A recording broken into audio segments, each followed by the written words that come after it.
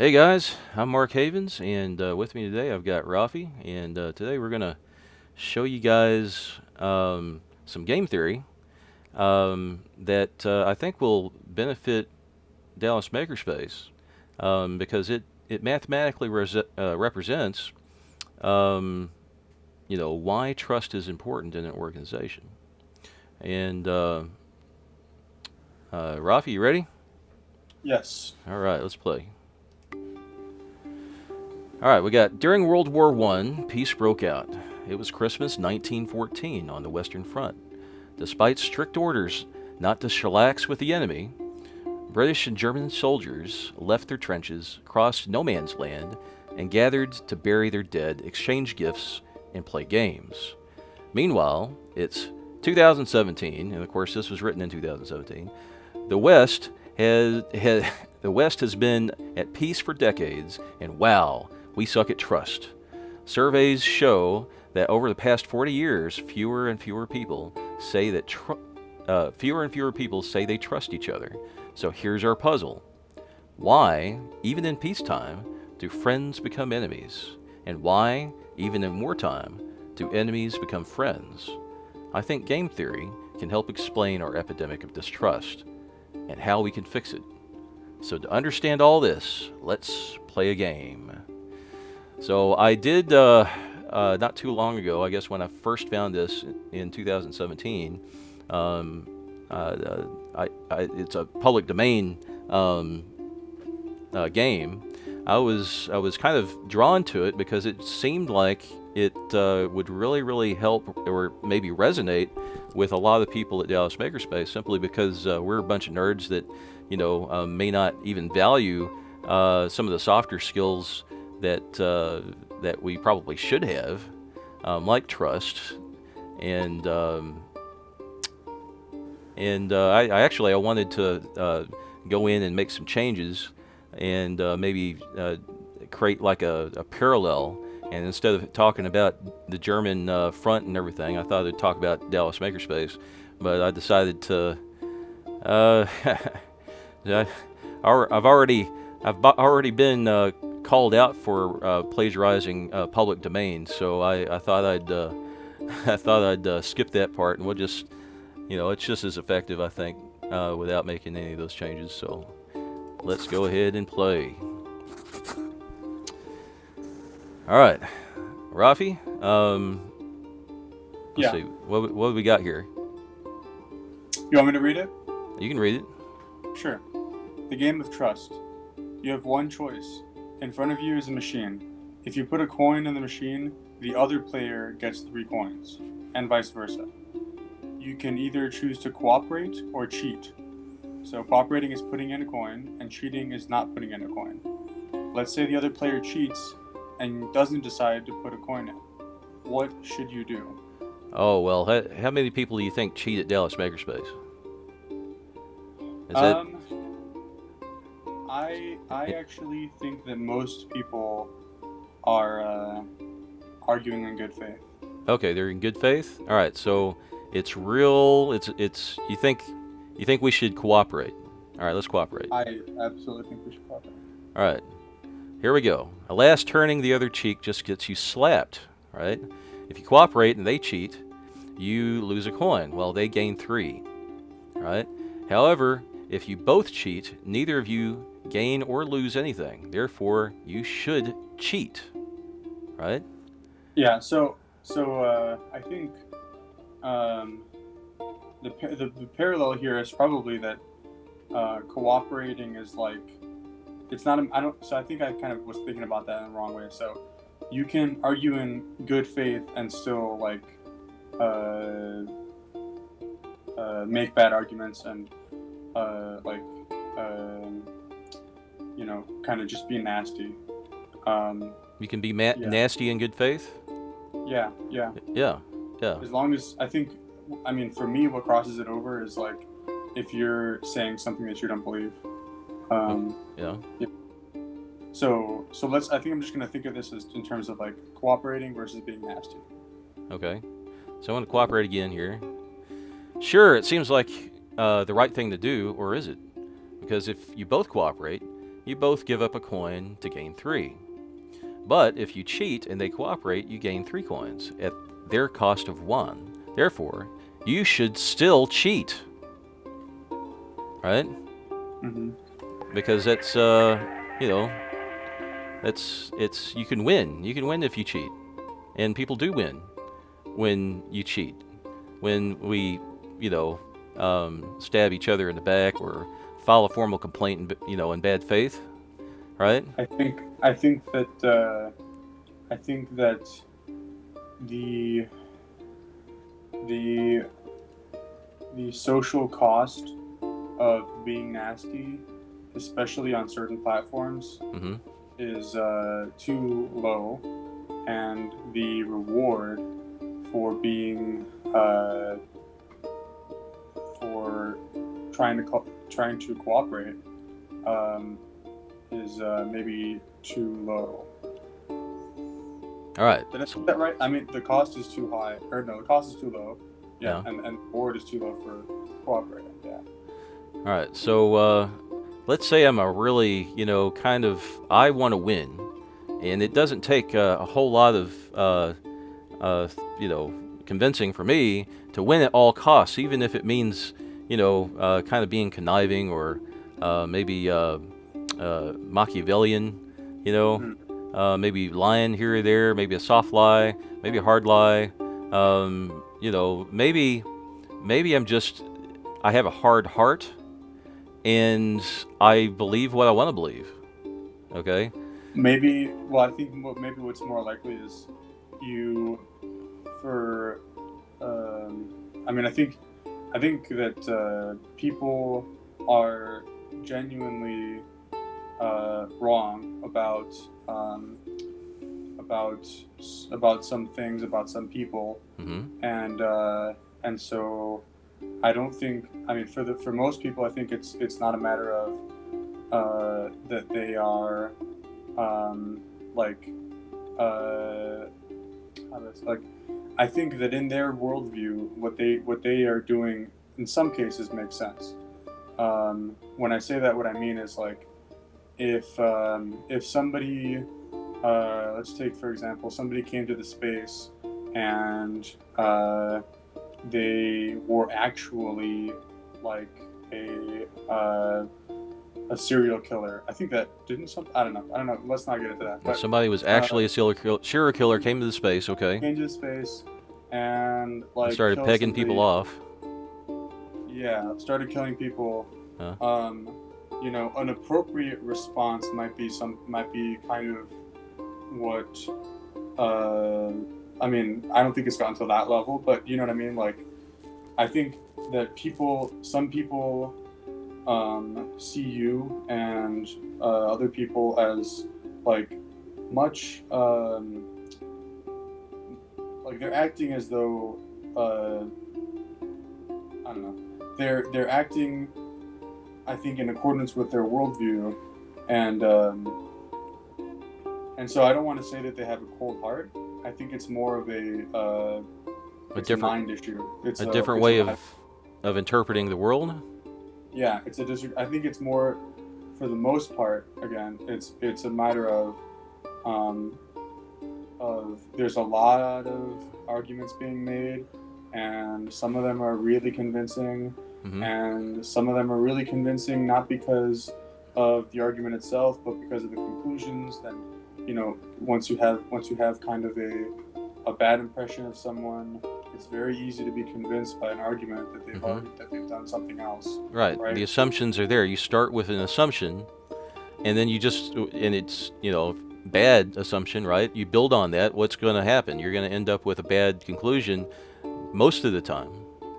Yeah, and I would say that the vast majority of people are not intentionally putting out bad arguments. I think they just genuinely. They have a bad premise. Yeah, they just genuinely. I mean, it's not like being perfectly logical comes naturally to everyone, right? Right. It doesn't come naturally to anyone, I don't think. So there are very common mistakes that everyone makes when it comes to logic and arguments, and so I don't want to paint anyone as being malicious. I think that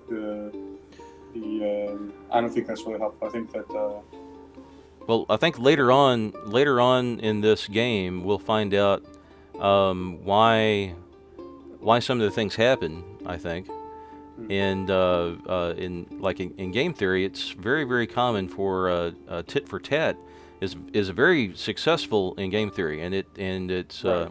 responsible for under some circumstances. Right. under many circumstances, and it's why evolution has created a basis for tit for tat working throughout the animal kingdom and through humans, and it's mostly effective. But um, I think that's kind of a short-sighted view of what evolution's done, and because I think there's more to it.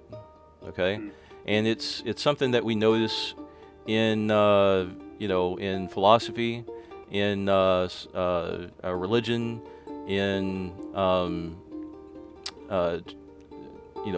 tribal groups that do form some an understanding and trust for each other.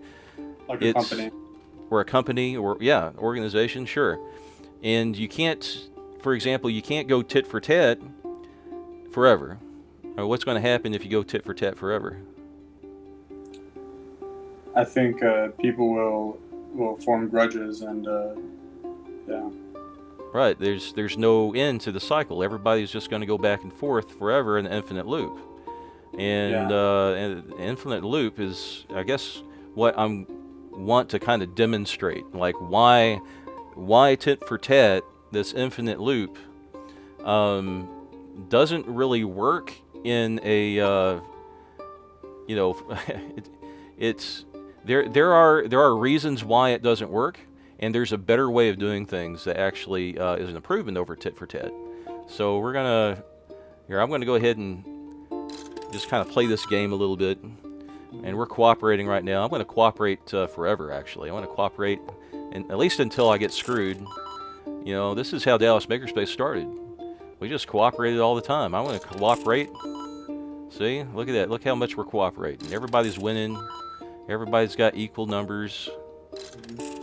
Yeah, that's great. And yeah, I want to keep cooperating because after all, crap, I just got screwed. Okay, well, I don't like getting screwed. I want to screw them back. All right. Well, that was a bit of a draw. All right. Well, I'm gonna be carefully cooperate and see what happens. Well, look at that. He screwed me over again. This bastard screwed me over again. All right. Well, okay. Well, I'm just going to screw him back. This guy, I'm not, screw him. I want to screw this guy too. See, look at that. Look at that. I'm winning now. See how much I'm winning? Yeah, I want to keep winning too. Look at that. I don't care about this person. This person, I've got cheated before. I know better. I know better than to put my guard down and to cooperate. I want to keep cheating too, because I keep winning that way. Yeah, and if you, I think, I don't know, I suspect that for some people aren't even considering the idea of like reaching out. Yeah. Because they feel like if they show, I don't know, if but people look, are nasty to you, it doesn't make you want to. But look, I'm winning every time I cheat. I want to cheat some more. Why? It works. It works. Cheating works. Look how much cheating works, Raffi. I think in certain environments, yes. I mean, sometimes it's a draw, but that's okay. Yeah. It's okay. I'll just keep cheating. Eventually, I'll win. Right. All right. I'm just going to keep cheating until till the end of time. Look, I'm winning again. See, it was just a matter of waiting it out. I just wanted to wait it out, and look, I'm winning some more. So how can cooperation be effective when I can win all the time by cheating? Well, the problem is if everyone cheats, then nobody wins. Oh, well, yeah, but surely everybody cheats. I don't want to. Everyone's nasty to everyone else. I don't want to get The screwed whole though. space suffers, really. I don't want to get screwed. All my friends are better than everybody else, right? If we cheat and make sure that we disenfranchise everyone else, at least we win. The other people, screw them. They're no good anyway. They cheated us first, right? I don't think, Mark. I don't think that's what's going on. You don't think so? No. Okay. I think Let's. people are. Yeah. I think it's a matter of genuine, for the most part. I think it's a matter of genuine disagreement. It's hard to imagine, and I'm sure there are people on both sides of this that think that the other side is intentionally being malicious and whatever. Well, that's just it, right? Yeah. Intentionally being malicious. The other side's always being malicious. Right. So right? I think both sides think this. Both sides. Yeah. I think it's important to remember that everyone thinks they're the good guy. Sure. For the most part. And everyone, making the decision to cheat, I know it's it's more of a Machiavellian style. We have to cheat to keep us from dying, right? We have to like maybe sort of bend the rules and be a kind of tiptoe around and be sneaky about things, just so that we don't get screwed. We could get so screwed that we could die. We could get banned. Die. I mean, we could get banned, right? The other side could ban us. We got to do everything we possibly can to make sure that doesn't happen. All right, so I'm just saying that could be a thought process. Sure. Right. So now here's the deal. Let's say, we're moving on. We're moving on to a system now. Okay, tournament. Okay, it's tournament time. Each character will now play against every other character. That's 10 paired matches and 10 rounds per match. Now did we discuss all of these? Okay, so we have a copycat. All right. And I guess I skipped over this part, but there are different players, different types of personalities, right? Different strategies to this game. Mm-hmm. Okay, so we have some people that are, we'll call them copycats, and they start to cooperate. Then you simply repeat whatever you did in your last round, right? And then we have a guy that always cheats.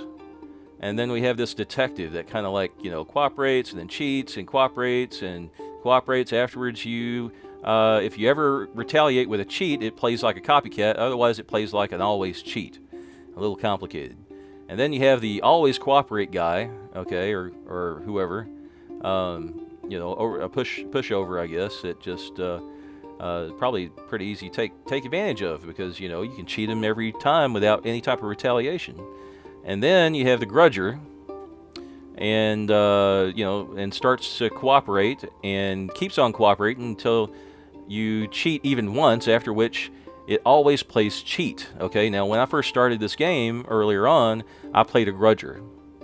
Okay. I cooperated, and as soon as I got screwed once, I did nothing but cheat, and it just took once.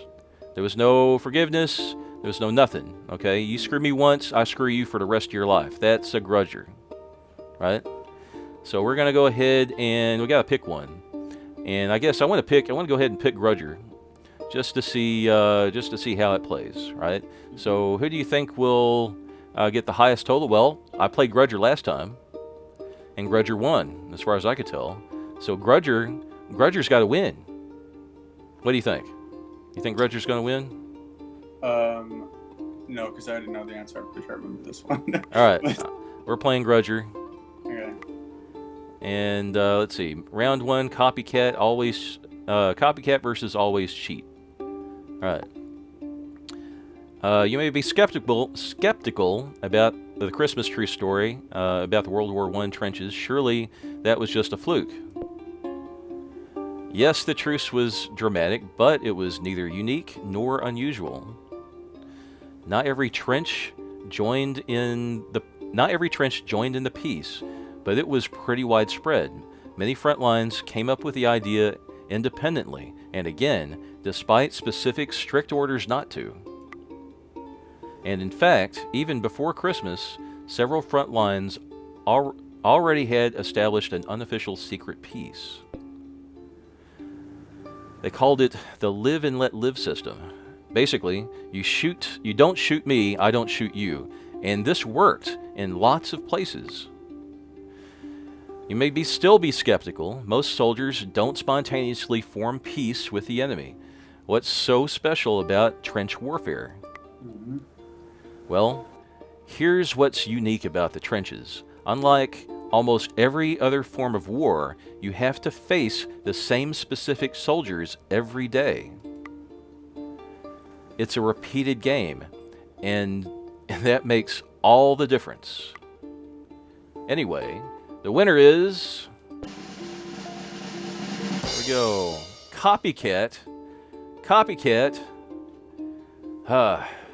I thought Grudger was going to win. All right, so Copycat goes by many names. The Golden Rule, Reciprocal Altruism, Tit for Tat, like I mentioned earlier, or Live and Let Live.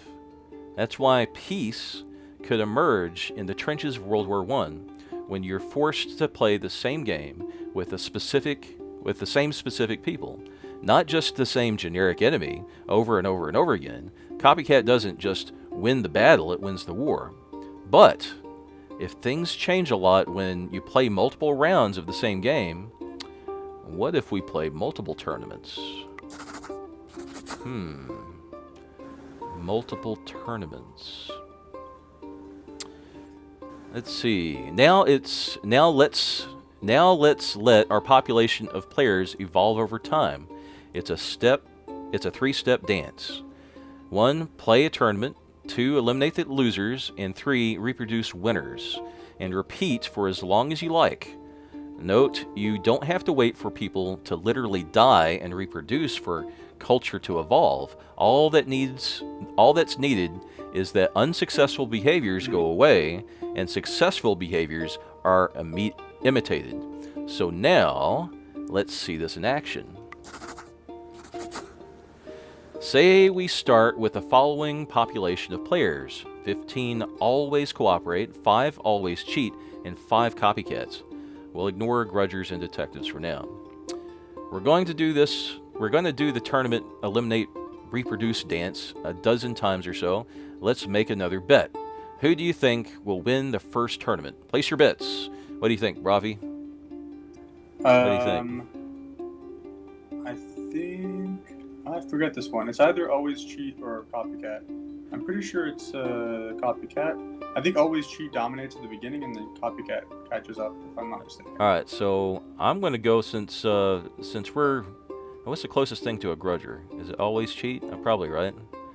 Yeah. Yeah. What do you think we should go with? You pick. I'm gonna go with copycat. All right, let's go with copycat. Makes sense. Copycat won the tournaments last time. Why not again? Let's see if you're correct. Play tournament. Eliminate the bottom 5. Okay, reproduce the top 5. Let's see. Like Last. What's that?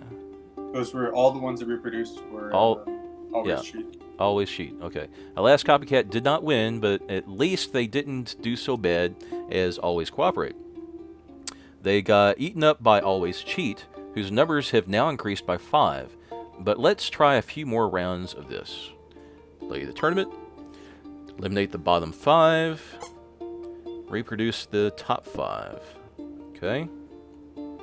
Always cheat is still growing at the expense of always cooperate. Play the tournament. Eliminate the bottom 5. Reproduce the top 5. Now all the always cooperate are dead. But wait, let's play the tournament again. Eliminate the bottom 5. Reproduce the top 5. There we go. That's right. Always cheat became a victim of their own success. They exploited the naive always cooperators, but once they ran out of them, they had to face with copycats who are nice but not naive, right? So here we go. We're going to play the tournament, eliminate the bottom 5, reproduce top 5. By simply copying the other player's moves, Copycat can play nice with each other while Always Cheat just cheats themselves. Not only that, but it also means Copycat can always cheat a taste of their own medicine. Okay, so yeah, the copycats will get a taste of their own medicine. All right, so eliminate the bottom 5, reproduce the top 5. And so, as a result, play the tournament, eliminate the bottom 5, reproduce the top 5. Copycats inherit the earth. Well, that's great.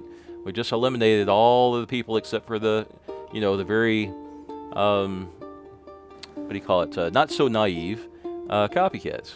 So, in the long run, you were right. Copycat wins. Always Cheat may have won in the short run, but its exploitiveness was its downfall. This reminds me of a quote. We are punished by our own sins, not for them. Oh, and by the way,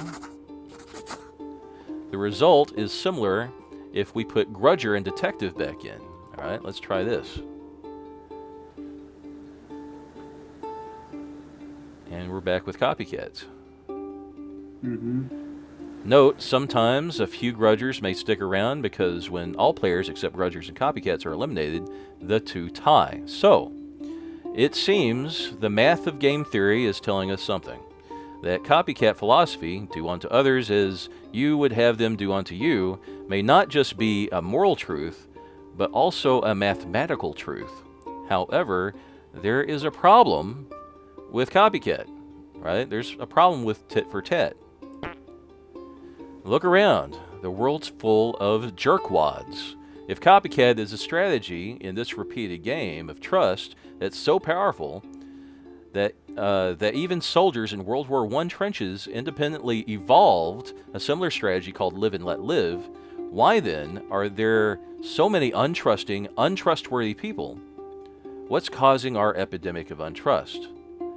Clues in that sentence itself. In this repeated game of trust, so far we've only talked about change in the players. What about change in the game? What could lead to the evolution of distrust? Before everything goes to heck, let's start with something nice. Here's a world filled entirely with always cooperates, except for one always cheat and one copycat. Alright, so we're going to go ahead and use this button to start the sim, and here we go. It's going. What's going to happen? What do you think? What do you think's happening here? Oh, Well, there it is. Okay, so it Yeah. looks like alright, as you already know, copycat wins handily in the long run under the current rules. But under our current rules, which say that players make against each other for 10 rounds per match, does copycat still win at 7 rounds? 5 rounds? 3, 2, 1? Change the number of rounds with a slider below and start the sim and see what happens. Alright, so let's play around. Okay, so what let's try. do you think you want to do? I think 14 rounds probably not going to make a difference. You don't think so? Alright, let's try it.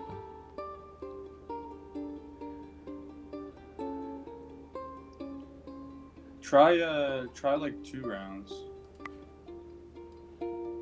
Very quick interactions, right?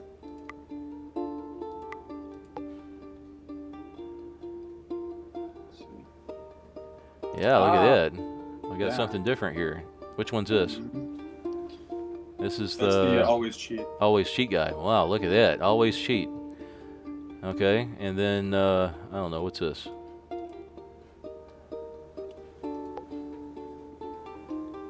I think that's probably going to be the same. Yeah. Do the same thing? Okay.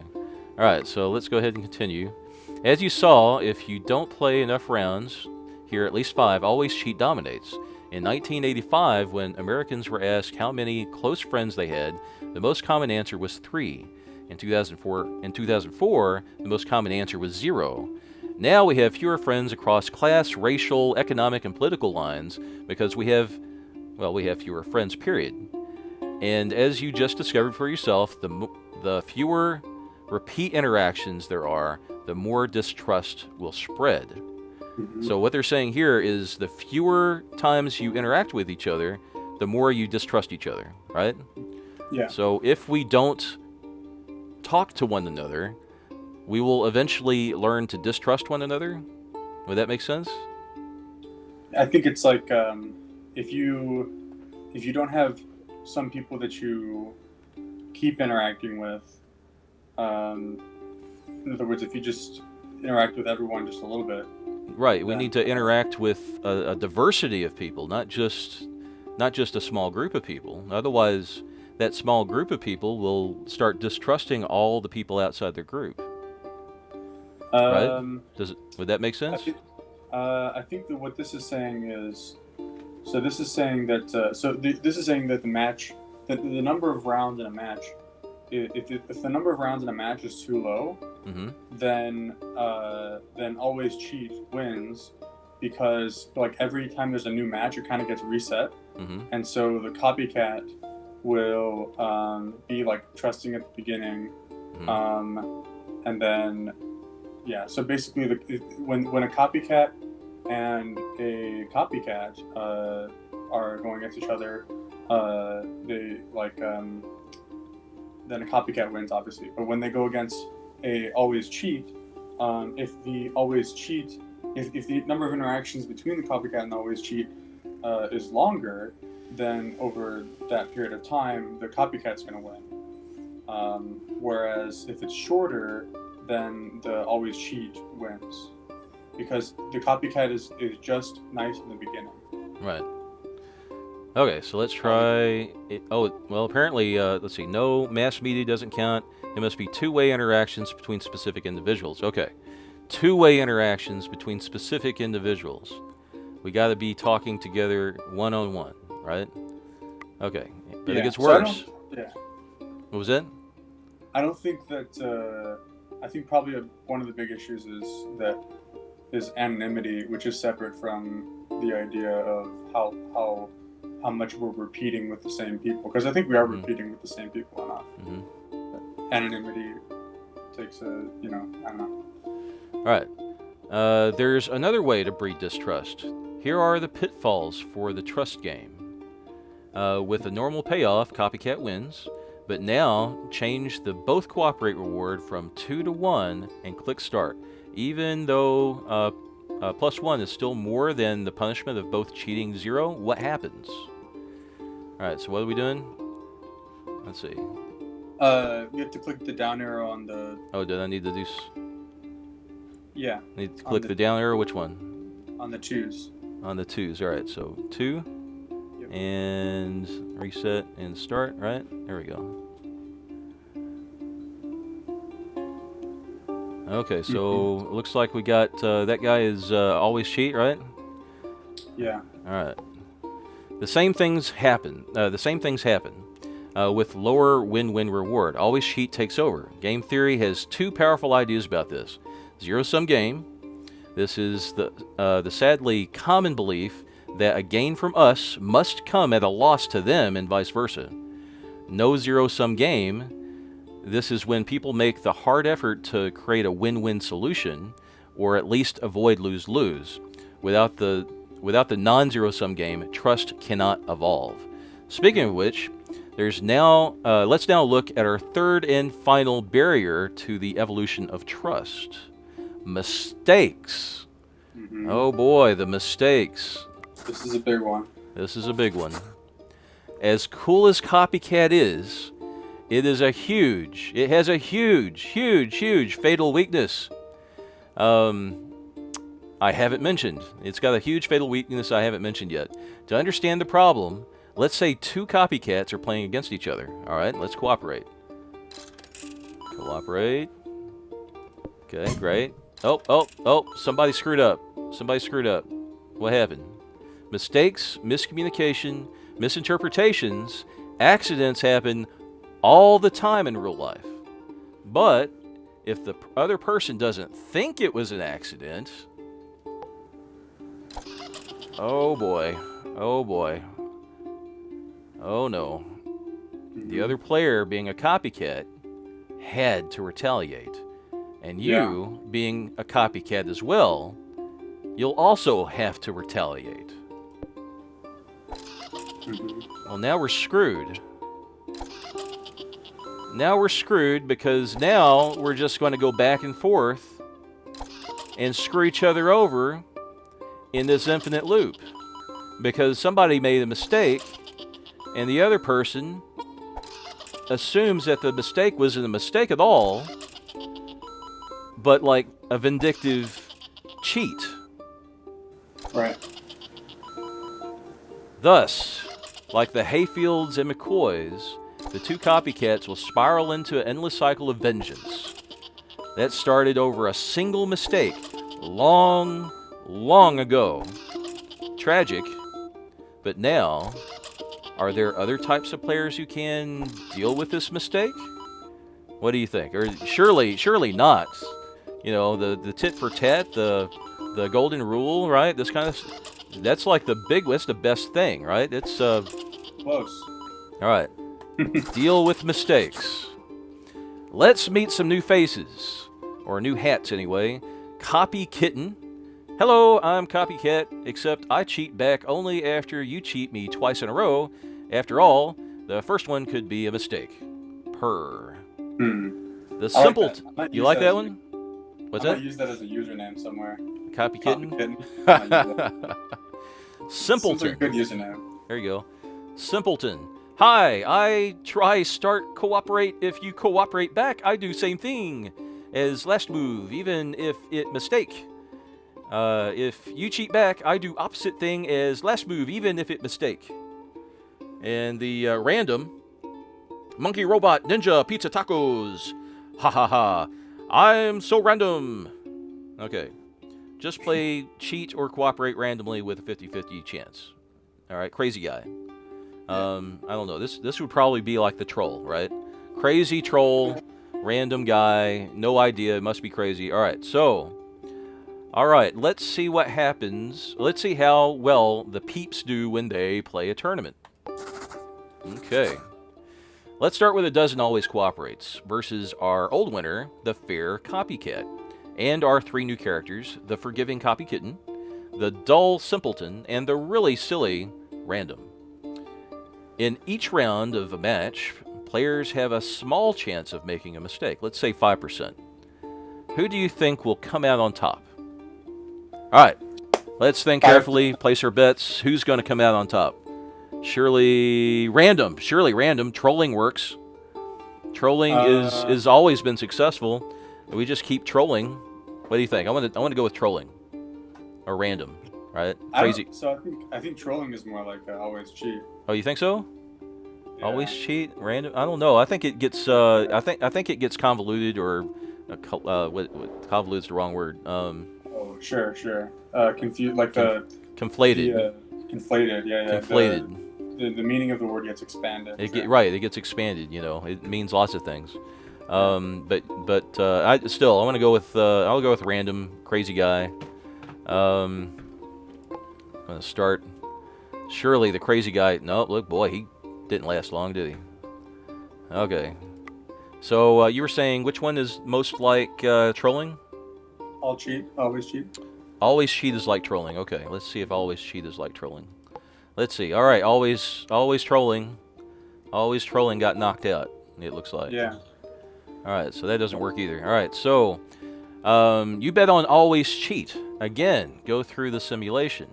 Good guess, but someone else took the prize. Copy Kitten wins this time. Yeah. Copy Kitten? Copy Kitten. Really? Copy Kitten?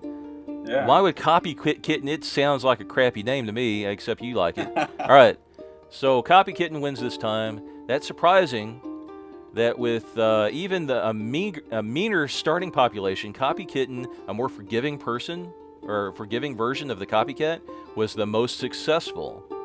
Note, Copy Kitten is so forgiving, it doesn't even entirely wipe out Copycat. It shares the room. Yeah. Holy crap.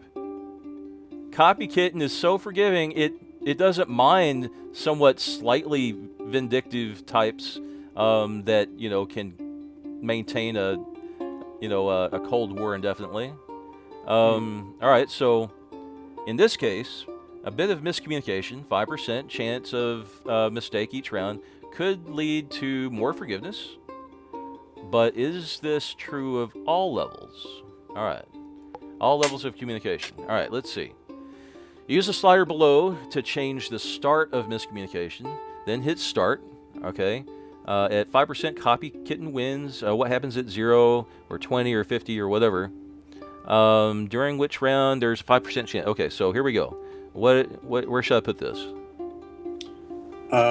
Use slider. Let's see. Let's go with like 25% miscommunication. 25% miscommunication. That's a lot of miscommunication. That's like nerd miscommunication, surely, right? 1 in 4. Yeah, 1 in 4. One in 4. Yeah, You know, let's see what happens because nerds have low social skills and have trouble communicating. All right, I guess no. I think my reasoning is that I think there's a lot of miscommunication going on. All right, a lot of miscommunication. All right, let's see what happens. Here we go. Yeah, see, that's kind Wow. of, yeah. Is that cheat? Who's that? That's always cheat, yeah. That's always cheat. Okay, so always cheat's dominating, and that's a really awful and toxic environment right there. Nobody wants to come to a space like that. All right, so which one? Kind of, I think that's a really, like always cheat wins when there's a lot of miscommunication. Right. Like, I think that says a lot about what's going on. That says a lot, doesn't it? If we can't communicate with each other, always cheat dominates the space. Right. That's profound. All right, so let's see what happens. Where should I put this now? Put it at 5%. At 5%. All right, so we start talking to each other more and be a little bit more communicative, right? Be a little bit more open and maybe vulnerable, right? Let's not clear, right? And not hide behind pretenses and ulterior motives. These kinds of things. We want to be honest with each other. What right? happens when people actually understand what other people are saying? When people actually understand what's in here and what's in here, let's see what happens. 5%. 5%. I'm starting to see a pattern. Yeah. Okay, so if we increase or decrease our miscommunication, right, and we only have a 5% chance of miscommunicating, we seem to have a population of mostly forgiving people. It seems people that can, win. Look at how much they're winning. Look at how much money they have. They're rich. So look at this. This is an innovative space right here where people are just blazing. This is a world-class institution, that can really collaborate and innovate and succeed. So I think that the way that I interpret this is that it pays to really try to understand what people are saying. Mm-hmm. Yeah. Mm-hmm. All right. Continue. The results turn out something like this. At 0%, the fair copycat wins. At 1 to 9%, the forgiving copycat wins. And at 9 to 49%, the unfair, unforgiving, always cheat wins. At 50%, nobody ever wins. Okay? So, boy, I tell you, at 50%, if the space is split and just flat out refuses to cooperate at all and doesn't forgive or anything, we're just going to be stagnant. We're going to be probably diminishing our numbers. We're going to have a decline in membership, right? Potentially. Nobody's going to want to be around us, I guess is my point. People are going to exit.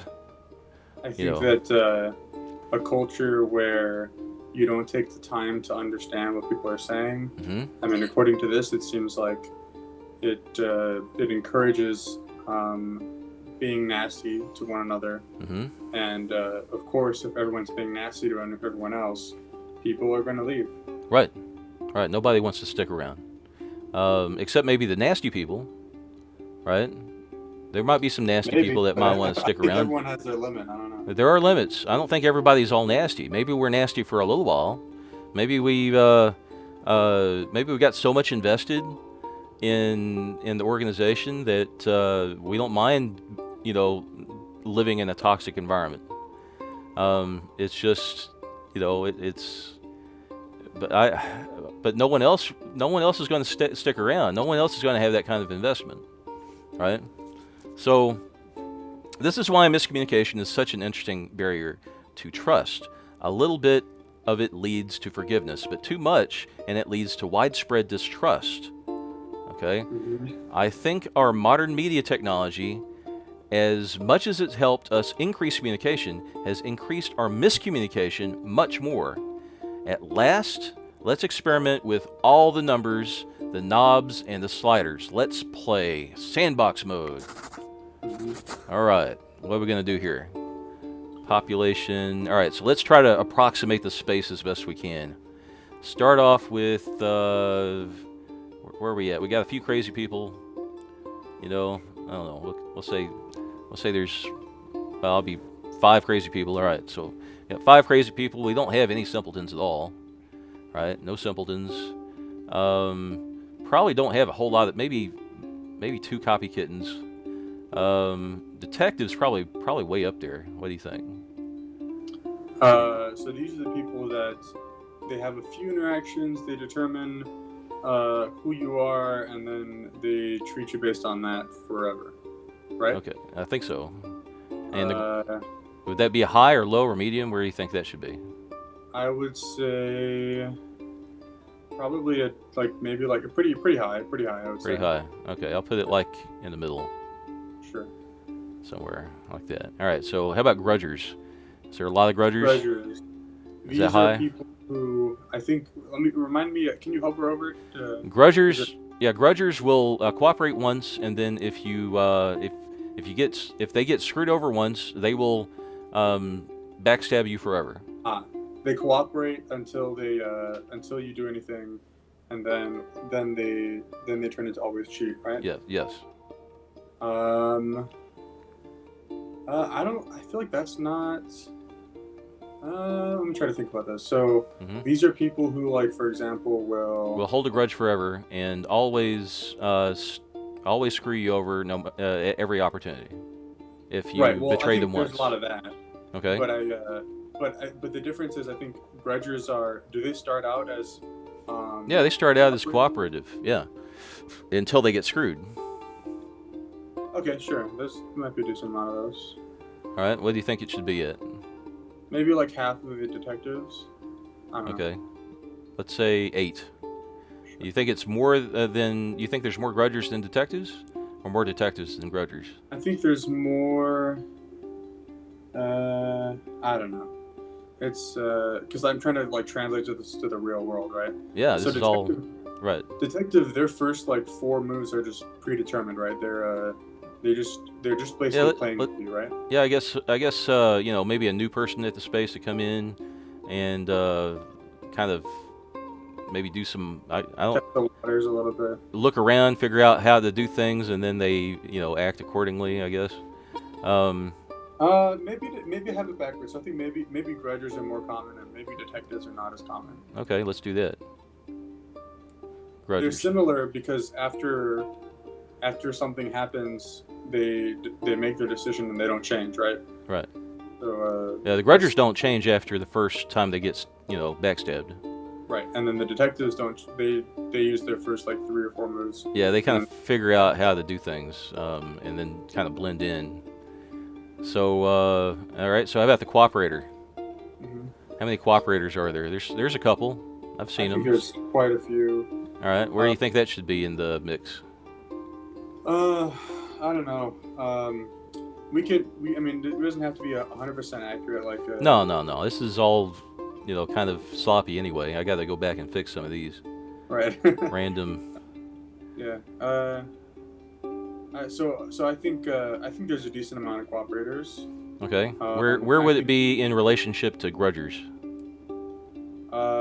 In relationship to grudgers, I I think there's probably actually more cooperators. They just don't. They're not as loud. All right, so there's more cooperators than grudgers. They're just not as vocal or loud or whatever. Yeah. All right, so we'll put them like somewhere around there.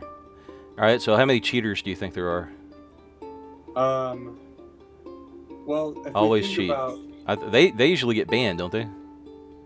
uh, so I think that, so if we're talking about the actual space, Yeah. that's very different from talking about talk, right? Or talking about Discord, right? Well, I guess we've been modeling the space in general. Right. Maybe we should We talk can about. we can go back and do talk if you want. Maybe Yeah. that's an easier way to model. Well, because most of the interactions that people see You can see grudgers and you can see. are on talk and Discord. Okay, all right. Well, actually, I don't think that'd be a huge change. I think the cooperator's probably pretty low. Cooperators are, yeah, pretty low. Grudger's probably pretty high. Copycat's probably pretty high. Yeah. Well, actually, so I think there actually are a decent amount of cooperators, Yeah. but they just don't interact with the Well, cheaters, we're modeling what we see, right? yeah. I mean, it might not be reality per se, but what we can see is what you have to model. Right. So I would say on talk, Uh-huh. there's kind of two sides to talk, right? There's Okay. like the fun side, and then there's like the drama, right? Right.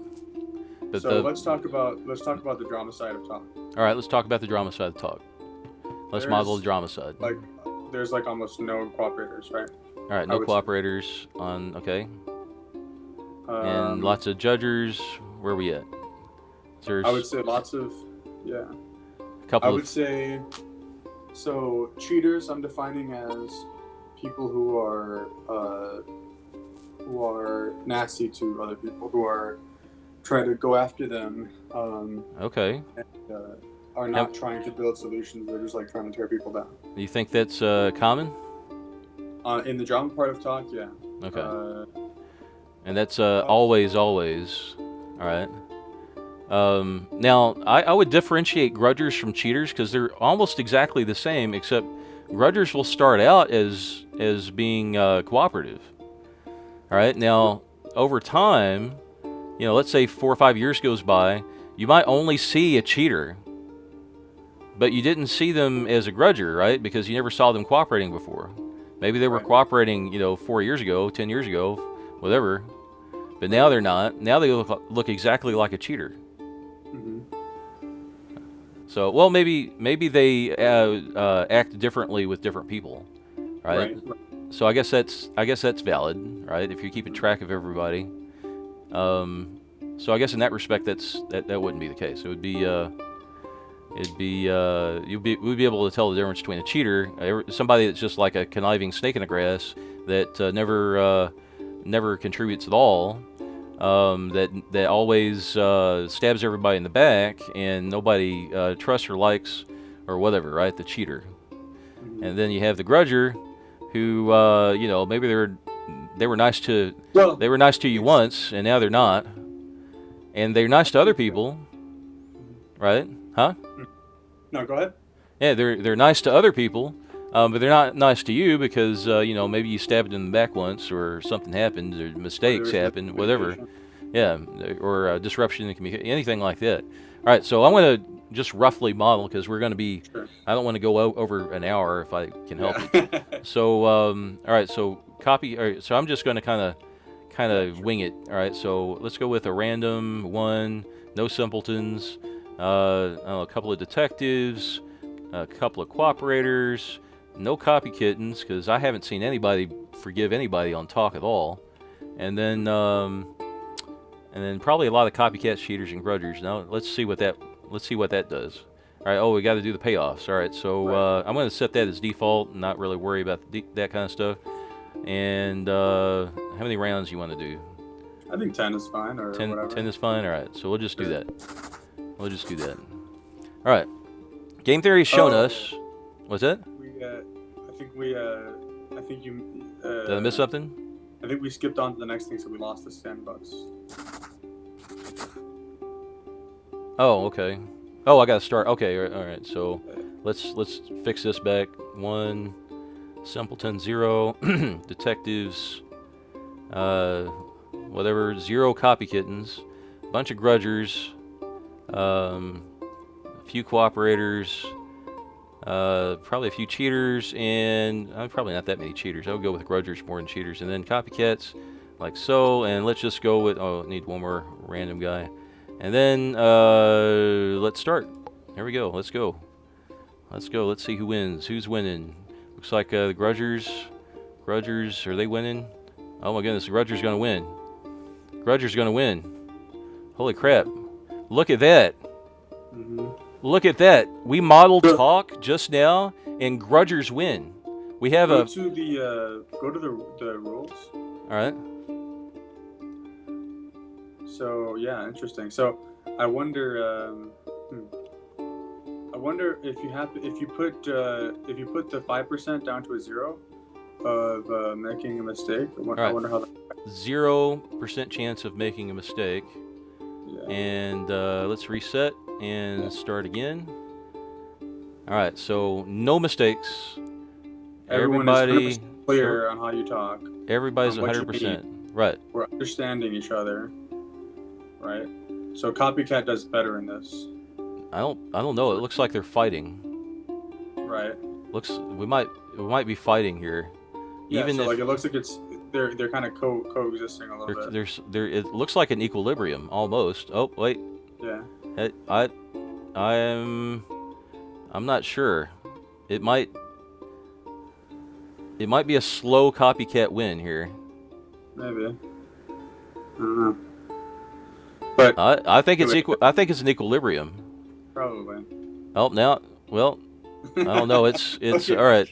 Okay, so we can't stick. The Grudgers didn't win immediately like they did in the previous thing. Okay, so all right, so even with a model of our current population of talk, okay. Yeah.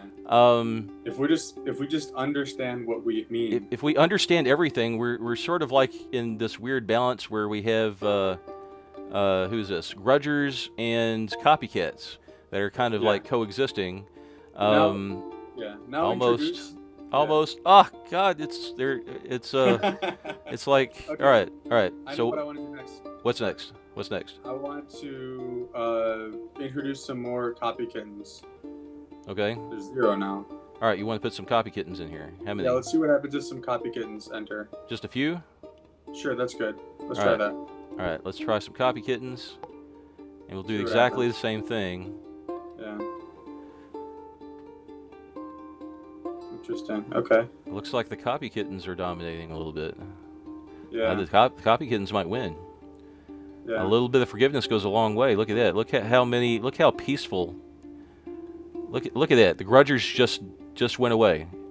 Yeah. Everybody's copying the copy. Everybody's forgiving each other right now. Just a few of them. You don't need a whole lot of people forgiving each other. You just need a few. Yeah. So I think, so what we just learned, it seems like, is that introducing copy kittens is a good thing, and being clear with communication, understanding, making sure, taking the time to not make mistakes when listening to people. Look at that. Copy kitten just wiped out everything. Everybody's cooperating. Everybody's forgiving each other. And look at how much money they have. Look how awesome this model of talk is. How valuable, yeah. Everybody's freaking, like winning Nobel Prizes now because everyone's just getting so much out of the space. Yeah. We're getting a lot out of the space because of this, right? And all we had to do was introduce a small handful of people that will forgive, after somebody gets screwed, after they get screwed over once, they might wait and not retaliate and forgive the other person, not retaliate. Okay? And that's all it is. It's the same thing as tit for tat, except instead of retaliating, you don't retaliate, until maybe the second time they screw you over. So, and that's it. That's all there is to it. and we don't even have to like change, anybody's minds or convince. We just need to like maybe a few of us start forgiving one another at Dallas Makerspace, and pretty soon we're going to have, after a few rounds, after a few iterations, we're going to have something that looks a lot like this, Yeah. where we have a space that like really shines. Yeah. I have this friend that I made when I was in South Carolina, Hmm. and we uh, we had a really great friendship, like, and we still do. We still keep in touch. But he's studying theology, and I'm an atheist. Hmm. And we would have. I mean, we both hung out at the same coffee shop like almost every day. I was there almost every day. No. And so we would talk a lot at the coffee shop, and we'd have like these like 3-hour conversations, Hmm. because he was studying online, and so he was there for a long time, and I was also studying online. And so we would have these awesome debates about really important fundamental things, like, is morality objective, right? Or is it more of a subjective thing? And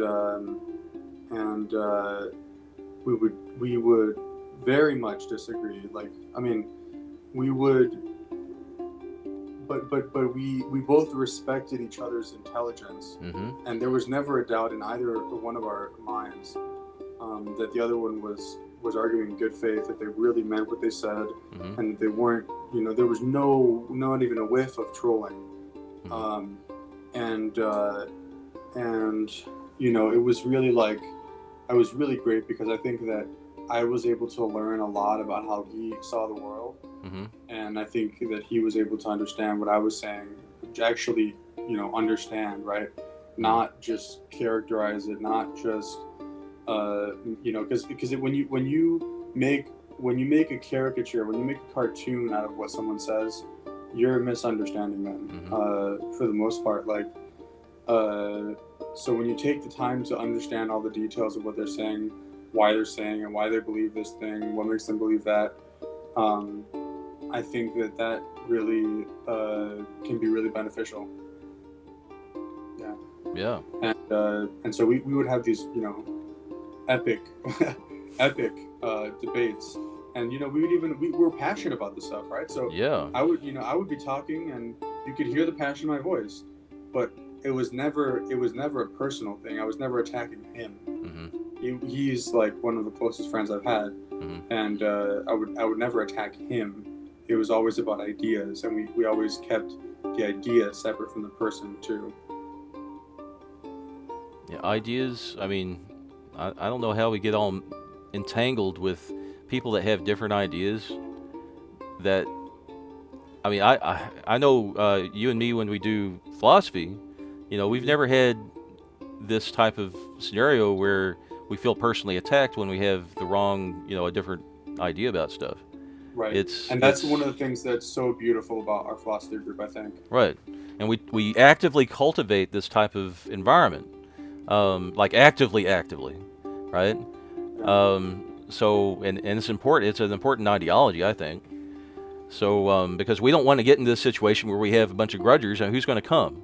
Who's going to come to this little group of ours when everybody's hating each other? And we have to be able to trust each other. We have to be able to talk to each other without this judgment, okay, that somebody's a bad person or whatever for having a particular view. Right. Otherwise, we get nothing out of it. We can't really be, like this. But this is how our philosophy group is now. This is why we're proud of our group. Mm-hmm. Okay, and it's a diverse group. It's diverse. Right? We've got Christians, we've got atheists, Mm-hmm. we've got people more on the right, we've got people closer to the center, we've got probably not too many people on the left, I'll be honest. But we've got libertarians, we've got, I don't know, I think we have people from all different kinds of backgrounds. It's kind of strange. We all seem to have some level of computer science. Yeah, that's kind of a weird coincidence. I don't know why that's the case. But I mean, believing in a God and not believing in a God is a huge difference, right? Mm-hmm. Sure.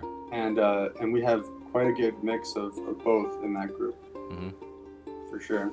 All right, let's see. We're at an hour 5. Let's see if we can run through this. Game theory has shown us the 3 things that we need for the evolution of trust. Repeated interactions, okay? Keep trusting. Trust keeps a relationship going, but you need the knowledge of possible future repeat interactions before trust can evolve. Okay, so how does that relate to the space? Trust keeps a relationship going. You need to form relationships. You need to form relationships. You can't just have a few interactions with everyone. You need to like get to know people, right? You need to actually. And I think that's not a huge issue. I think the other 2 are pretty. Plenty of people do. Okay, but here, I think having repeat interactions with a diverse group of people is probably even more important. Otherwise, you get into these faction type of scenarios, right? And you don't want that. All right, so 2, possible win-wins.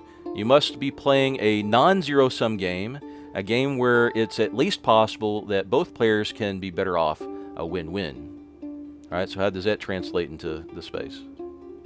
Yeah, so I think this means rewarding cooperation, right? Okay, so figure out ways to reward cooperation at Dallas Makerspace would actually improve. If we have a culture where if 2 people who if 2 people cooperate, everyone thinks it's awesome, right? Then and also if people are being nasty, everyone thinks, oh, that's not good. That's good, right? But if we have a culture where if 2 people cooperate, it's like, okay, whatever. And then if 2 people are being nasty to each other, it's like, okay, whatever. Then the nastiness is going to win out. We need cooperation to be much more valued than we need it to be valued a lot, and we need cheating or being nasty to be very negatively valued. Right. We need to all agree that being nasty is just not cool. And I will say that everyone struggles with that. And I don't want to make it seem like I've never been nasty. I've absolutely been. Everybody has, nasty. Sure. Yeah. No, boy, I tell you, I've been plenty nasty too. But I guess that was. I was far more nasty before I came to some sort of conclusion that that doesn't really help progress, right? That actually makes things worse for your life in many ways. Cheating or whatever does not have a long-term gain. In environments where you have the same interactions with people over and over again, it doesn't work. You end up with a reputation that's bad or whatever. Anyway. All right. So number 3, low miscommunication. If the level of miscommunication is too high, trust breaks down. But when there's a little bit of miscommunication, it pays to be more forgiving. All right. So how does that apply to Dallas Makerspace? Yeah, I think it spelled it out. Like if I think the important thing here to realize is that miscommunication can be in the form of kind of biased interpretation, right? Yeah. If someone says something and you are biased to interpret it a certain way that's not really what they meant, that's a form of miscommunication. I think it's a very common form of miscommunication. Of course, real-world trust is affected by much more than this. There's reputation, shared values, contracts, cultural markers, blah, blah, blah. And let's not forget the biggest lesson. If there's one big takeaway from all the game theory, it's what the game is defines what the players do. Our problem today isn't just that people are losing trust, it's that our environment acts against the evolution of trust. That may seem cynical or naive, that we're merely products of our environment, but as game theory reminds us, we are We are each other's environment. In the short run, the game defines the players, but in the long run, it's us players who define the game. So, do what you can do to create the conditions necessary to evolve trust, build relationships, find win-wins, communicate clearly, and then maybe we can stop firing at each other and get out of our own trenches, cross no man's land, and come together. And all learn to live and let live. Amen. Amen. So, I don't know how much good this video is going to make impact-wise, but as we modeled before, it doesn't take very many people. Yeah. It just takes a few, and if we play and interact with each other enough, eventually, those people, the people that forgive, will end up winning by, creating an organization in which everybody forgives each other, or at least most of us. Makes for a far more desirable environment for sure, and definitely a makerspace that I would want to be a part of, and probably everybody else too. And if we can create an environment like that, we'd be definitely world class. But it would be something we could really be proud of again, and not have to worry about all this crap. Now that might seem a little idealistic, and it is. There's all sorts of turbulence that's going to occur even in a perfect environment, in a utopian environment or whatever. There's no such thing as utopian environment. But this is math. You gonna question math? Is math wrong, Raffi? Math is usually, generally speaking, conclusions are derived from axioms, right? So. Yeah. It's a simplified model. But I think if just a few of us, not many, I'm going to start. I'm going to start forgiving people, and I think I made that very clear. Already, I put that in my SOI, and I'm hoping it's going to catch on. I want it to catch on, and I think as this game theory model shows,